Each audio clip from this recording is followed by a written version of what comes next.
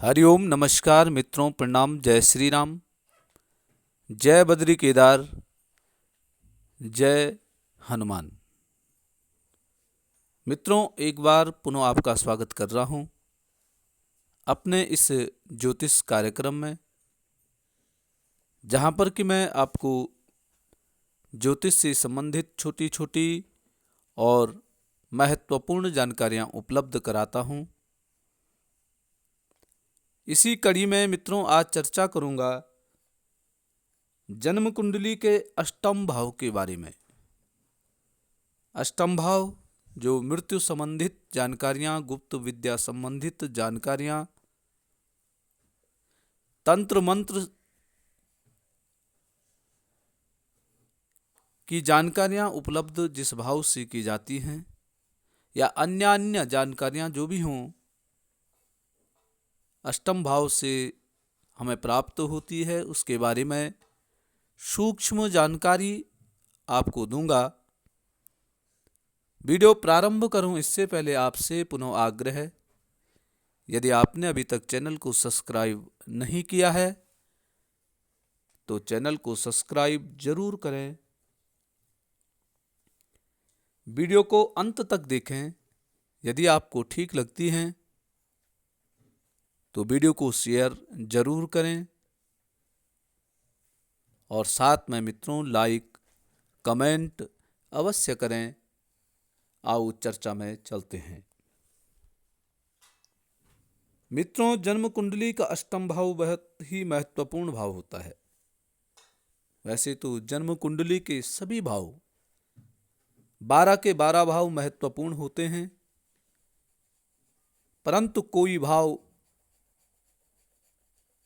अधिक चर्चा का विषय बनता है तो उनमें एक अष्टम भाव भी होता है, आठवां भाव भी होता है। आठवां भाव कौन से ग्रह कैसे फल वहां देते हैं, आप अपने अष्टम भाव में देखिएगा कि आपके अष्टम भाव में कौन सा ग्रह है, उस ग्रह से कौन सा लाभ, कौन सी हानि और किस प्रकार का बचाव हमें करना चाहिए, उसके बारे में सुनिए। सबसे पहले करेंगे मित्रों शुक्र ग्रह के बारे में। शुक्र ग्रह जब अष्टम भाव में होता है तो वैवाहिक जीवन में समस्या उत्पन्न करता है। वैवाहिक जीवन की समस्या क्या है कि वैवाहिक जीवन की समस्याएं बढ़ाने का काम इस प्रकार से करता है कि ऐसे व्यक्ति को शारीरिक कमजोरी हो जाती है। जैसे मधुमेह रोग, अष्टम भाव में शुक्र शुगर जिसको कहते हैं, शुगर से संबंधित जो रोग होते हैं, उन रोगों का निमंत्रण देने का काम अष्टम भाव में बैठकर के शुक्र ग्रह करता है। साथ साथ में शारीरिक परेशानी, शारीरिक कमजोरी भी पैदा कर देता है अष्टम भाव का शुक्र। मन को विचलित करने का काम कर देता है। उत्तेजित व्यक्ति जल्दी हो जाता है, और शुक्र से संबंधित जो रोग होते हैं उनको भी निमंत्रण देने का काम अष्टम भाव में बैठकर के शुक्र ग्रह करता है। अब बात करेंगे शनि की। मित्रों, शनि ग्रह जब अष्टम भाव में होता है तो उम्र तो लंबी ऐसे व्यक्ति की होती है, लंबी उम्र होती है, परंतु कोई रोग यदि ऐसे व्यक्ति पे लग जाता है तो उस रोग की जो अवधि है वो भी बड़ी लंबी चलती है। लंबा रोग ऐसे व्यक्ति को लग जाता है। ऐसे व्यक्ति में एक तंत्र विद्या सीखने के लिए बड़ा उत्साह ऐसे व्यक्ति में रहता है।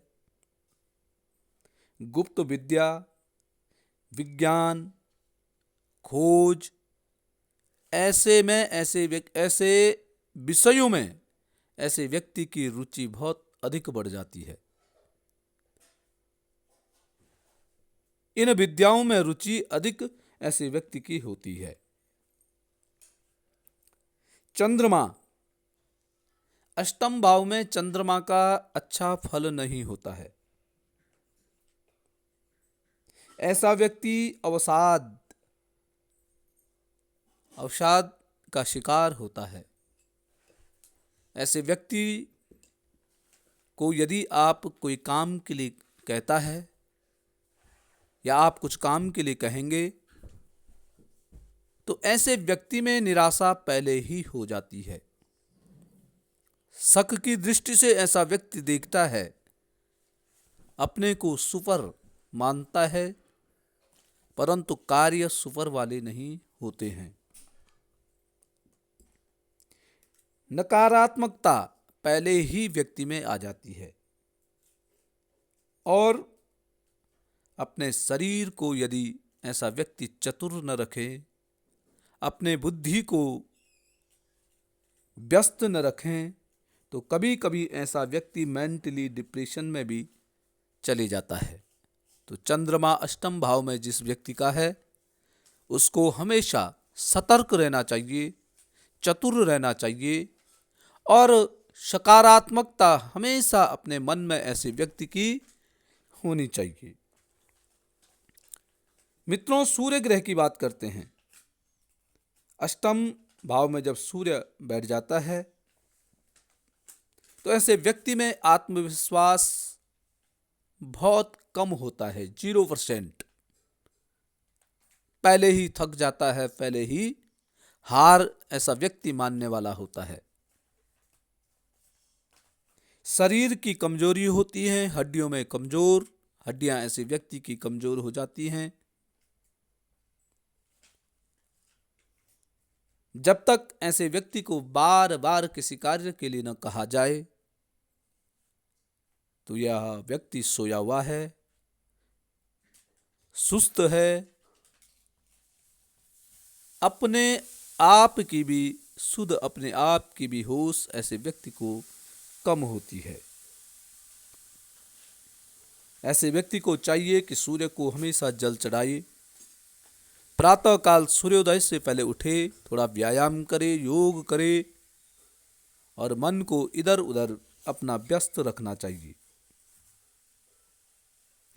मित्रों, बृहस्पति, अष्टम भाव में बैठकर के बृहस्पति भी कोई अच्छा फल नहीं देता है।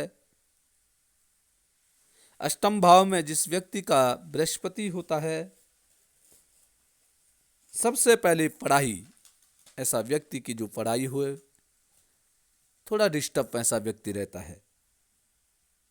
पाचन तंत्र में समस्या उत्पन्न होती है, जो खाया वह पचता नहीं है या भूख नहीं लगती है, पाचन तंत्र से संबंधित परेशानियां उत्पन्न होती है। पढ़ाई में मन न लगना, पढ़ाई न करना, ऐसे व्यक्ति के लक्षण दिखाई देते हैं। बुध, मित्रों, यदि अष्टम भाव में बुध ग्रह बैठा हुआ है तो बुध वाणी का प्रतिनिधित्व बुध ग्रह करता है, बुद्धि से भी संबंध बुध का होता है।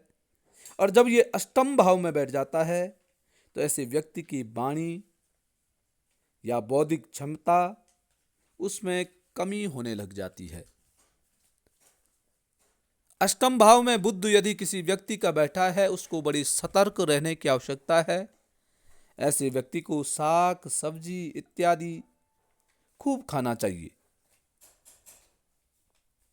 कभी कभी ऐसे व्यक्ति का नसों की परेशानियां, ऐसा व्यक्ति भी कभी नसों की बहुत अधिक परेशानी ऐसे व्यक्ति को हो जाती है और नसों में अवरोध उत्पन्न भी ऐसे व्यक्ति का हो जाता है। इसलिए ऐसे व्यक्ति की बुद्धि विकसित नहीं हो पाती है, चिड़चिड़ापन, एकांत प्रिय ऐसा व्यक्ति अधिकतर रहता है और शारीरिक कमजोरी भी ऐसे व्यक्ति में उत्पन्न होने लग जाती है। इसके अलावा मित्रों, यदि मंगल यदि अष्टम भाव में बैठा हुआ है, ऐसे व्यक्ति का ससुराल में थोड़ा सा कष्टमय जीवन व्यतीत होता है। ससुराल वालों से संबंध अच्छे नहीं रहते हैं। साथ में अपनी जो भूमि है, भूमि संबंधित विवाद ऐसे व्यक्ति का उत्पन्न होता रहता है। चोट लगना, एक्सीडेंट होना, दुर्घटनाएं ऐसे व्यक्ति के साथ अधिक होती हैं। और कभी ऐसा व्यक्ति क्रोध में जो काम करता है उसमें उसको सदैव नुकसान ही नुकसान होता रहता है। यदि मित्रों राहु, अष्टम भाव में राहु ग्रह बैठा हुआ है, ऐसा व्यक्ति गूढ़ विषयों से लाभ प्राप्त करता है। ऐसे व्यक्ति के ऊपर तंत्र विद्या का प्रभाव जल्दी असरकारक होता है। और ऐसे व्यक्ति के यदि लग्नेश कमजोर है, अष्टम भाव में राहु आपका बैठा हुआ है, लग्नेश लग्न का जो स्वामी है वो कमजोर स्थिति में बैठा हुआ है, तो ऐसे व्यक्ति के ऊपर भूत प्रेत तंत्र मंत्र ऐसे जो कार्य होते हैं जल्दी ऐसे व्यक्ति को परेशान करने वाले होते हैं। ऐसा व्यक्ति बहुत जल्दी परेशान होता है।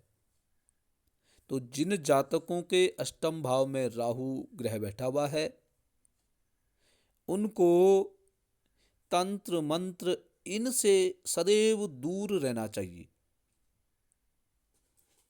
ऐसे व्यक्ति को सदैव हनुमान चालीसा का पाठ करना चाहिए। हनुमान जी की स्तुति हमेशा ऐसा व्यक्ति करता रहे। अब बात करते हैं मित्रों केतु ग्रह की। केतु ग्रह अष्टम भाव में बहुत अच्छा फल अष्टम भाव में केतु भी नहीं देता है। केतु जब अष्टम भाव में बैठा रहता है, अकारण विवाद, कोई कारण नहीं होता है परंतु विवाद उत्पन्न ऐसे व्यक्ति के जीवन में हमेशा होता रहता है। गुप्त रोग, केतु गुप्त रोग देने वाला होता है। रीढ़ की हड्डी में परेशानी होना, कमर जल्दी दुखना या कमर में हमेशा दर्द रहना, थोड़ा सा कार्य करेंगे तो कमर में पीड़ा हो सकती है। और पैर से संबंधित समस्या पैदा होना, पैर मुड़ना, पैर पे चोट लगनी, पैर से संबंधित परेशानी उत्पन्न होना। और यह अधिक कब होगी? जब केतु की दशा आ रही है या केतु की महादशा आ रही है या केतु की किसी अन्य ग्रह के साथ प्रत्यंतर दशा चल रही है। उस समय आप नोट कर सकते हैं कि आपके साथ क्या ऐसा होता है। यदि ऐसा होता है तो आप केतु के उपाय कीजिए, केतु का पूजन करें, केतु का जप दान इत्यादि करके केतु ग्रह को आप शांत कर सकते हैं। मित्रों, अष्टम भाव में जो ग्रह बैठा हुआ है, जिस ग्रह के संबंध में मैंने आपको सूक्ष्म जानकारियां दी हैं, यदि अष्टम भाव में बैठे हुए ग्रह की दशा चल रही है या उसकी प्रत्यंतर दशा चल रही है तो उस समय थोड़ा सा सचेत रहने की आवश्यकता होती है। जो कार्य नहीं करने चाहिए उन कार्यों से हमेशा दूरी बना करके रखना चाहिए, बहुत जरूरी है। तो सचेत रह करके, सतर्क रह करके उस विषय का आप यदि कार्य करेंगे तो निश्चित ही आप दुर्घटनाओं से, असमय से आप बच सकते हैं, आप सतर्क रह सकते हैं। ग्रहों का उपाय सबसे बढ़िया यही है कि आप जितना सतर्क रहेंगे उतना मित्रों सुरक्षित रहेंगे। आप जितना अपने बड़ों के अनुसार चलेंगे उतना जीवन में आप उन्नति करेंगे और जितने स्वतंत्र आप रहेंगे उतने आप बर्बादी के रास्ते पे जाएंगे। अपनों के वचन, अपनों का साथ सबको प्राप्त नहीं होता है। और इसका पश्चाताप बाद में मनुष्य को पता चलता है जब कहने वाले नहीं रहते हैं और हम पे संकट आता है, तो संकट में हमें फिर उनकी याद आती है और फिर पश्चाताप के अलावा हमारे पास कुछ भी नहीं होता है और हम पश्चाताप की अग्नि से जलते रहते हैं और अपने आप को शून्य, जीरो और ख़त्म कर देते हैं। मित्रों, आज के लिए बस इतना ही। कल पुनः किसी नई जानकारी के साथ आपके सामने प्रस्तुत होऊंगा। तब तक के लिए नमस्कार, प्रणाम, जय श्री राम, जय बद्र केदार और जय हनुमान।